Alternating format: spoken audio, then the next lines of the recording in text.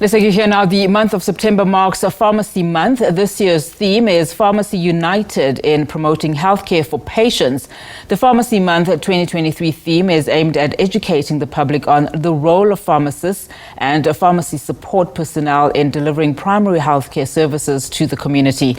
With over 75% of all medicines used in South Africa being generic, GBMSA and ICPA aim to raise awareness about the manifold value of generic medicines and their comprehensive role in preventing diseases and treating chronic and acute conditions.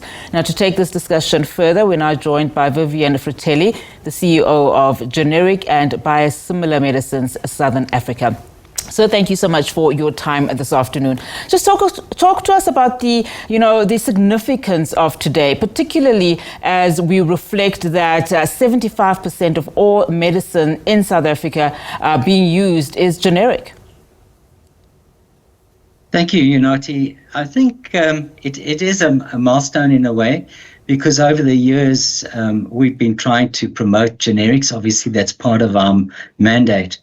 The big issue with generic medicine is that it is identical to the original, but because of various reasons, we're able to provide it more cost effectively. And that's helped the budgets within the health system to enable us to have more utilization and more access for patients.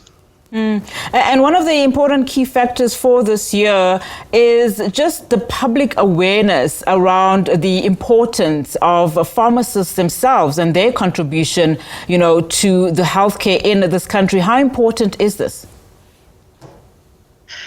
Well, I think pharmacists play an important role. I'm not quite sure, but quite a few years ago, the law was changed in that when a patient came to a pharmacy with a script, the pharmacists were given the ability to actually change from the originator to a generic medicine to assist the patients, obviously, with their budgets. Previously, the pharmacist would have to phone the doctor to actually make the switch. So that's helped tremendously in making medicines more accessible.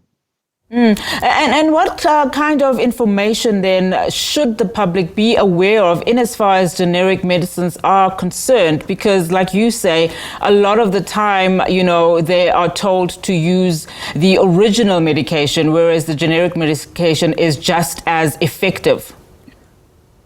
Okay. I think it's important to trace what happens with medicine. So the originator company would develop the medicine, have to run clinical trials, which is very costly.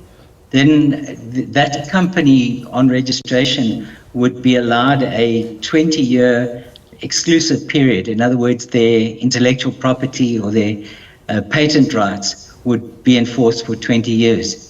And thereafter, it would be free for generic manufacturers to copy that medicine.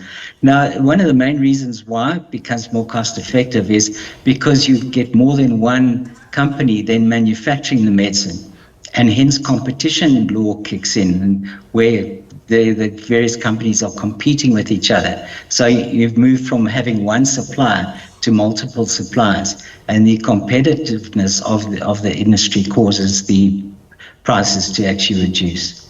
And now, in terms of lessons learned, during COVID-19 pandemic, to safeguard the generic medicines sector, any sort of lessons that you've learned there, particularly as it relates to preventing diseases, as well as treating chronic and acute conditions per se?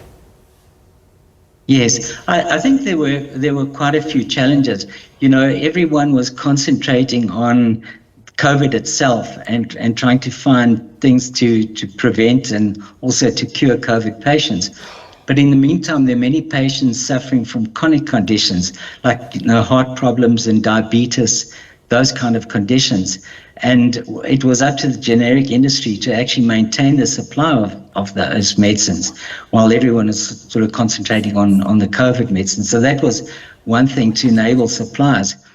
We also had the situation where a lot of our medicines, in fact, the majority of our medicines are imported, and countries suddenly became very nationalistic orientated, and they're trying to keep the medicines for themselves.